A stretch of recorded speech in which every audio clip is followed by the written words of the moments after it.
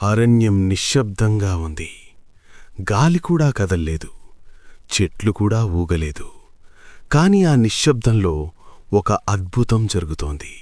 అడవిలో ఒక పెద్ద చెట్టు క్రింద ధ్యానం చేస్తున్నాడు శ్రీనివాసుడు.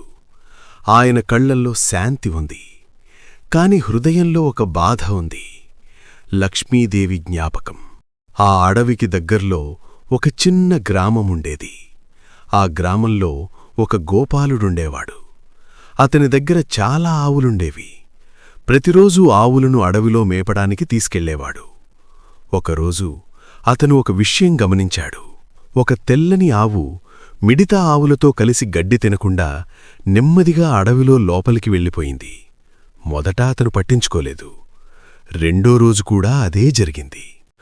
మూడో రోజు అతను కోపంగా ఇలా అనుకున్నాడు, ఈ ఆవు ఎందుకు గడ్డి తినడం లేదు? పాలు కూడా తగ్గిపోతున్నాయి. అప్పుడతను ఆ ఆవును రహస్యంగా గమనిస్తూ వెళ్ళాడు. ఆ ఆవు నెమ్మదిగా అడవిలో లోపలికి వెళ్ళింది. ఒక పెద్ద చెట్టు దగ్గరికి వెళ్ళి నిలబడి ఉంది. అక్కడ కూర్చున్నాడు శ్రీనివాసుడు. ఆ కాపరి కళ్లముందు జరిగిన సంఘటన అతని జీవితాన్ని మార్చేసింది. ఆ తెల్లని ఆవు నెమ్మదిగా శ్రీనివాసుడి దగ్గరకు వెళ్ళి తనంతట తానే పాలు కార్చటం ప్రారంభించింది. ఆ పాలు నేలపై కాదు, సూటిగా శ్రీనివాసుడి మీద పడుతున్నాయి. ఆ క్షణం అరణ్యం మొత్తం ప్రకాశించింది. కాపరి చాలా కోపంతో ఇలా అనుకున్నాడు, ఈ ఆవు ఎవరికి పాలిస్తోంది? ఎవరో దొంగ ఇక్కడ దాక్కున్నాడు అని అనుకుని అతనొక కర్ర తీసుకుని పరుగెత్తుకుంటూ వెళ్ళాడు. అతను చూసింది ఏమిటో అర్థం కాకుండా కోపంతో ఆ కర్రను ఊపాడు. ఆ కర్ర నేరుగా శ్రీనివాసుడి మీద పడింది. శ్రీనివాసుడి తలనుంచి రక్తం కారటం ప్రారంభమైంది. అప్పుడు శ్రీనివాసుడు నెమ్మదిగా కళ్లను తెరిచాడు. అతని కళ్లల్లో కోపం లేదు, బాధ లేదు, కేవలం కరుణ మాత్రమే ఉంది. అదే సమయంలో అడవిలోకి ఒక పెద్ద వయసుగల మహిళ వచ్చింది. ఆమె కళ్లల్లో మాతృప్రేమ ఉంది. ఆమె ముఖంలో శాంతి ఉంది. ఆమె పేరు వకులాదేవి. ఆమె శ్రీనివాసుడిని చూసిన క్షణంలోనే ఏడవటం ప్రారంభించింది. నా కుమారుడా అని ఆమె పిలిచింది.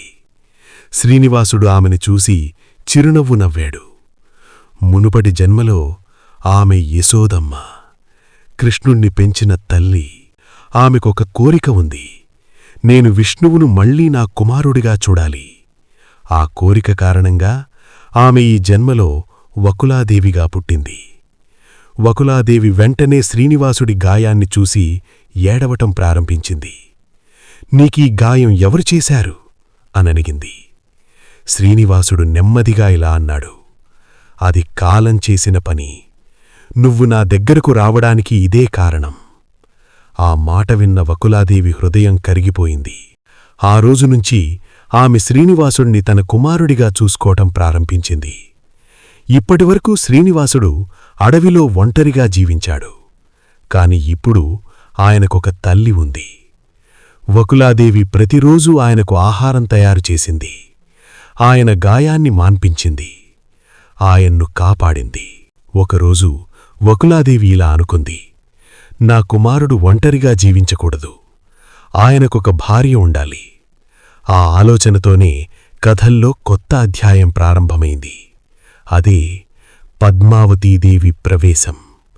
ఆమె జననం, వారి ప్రేమ, వారి మహావివాహం ఇవన్నీ తరువాతి భాగంలో తెలుసుకుందాం.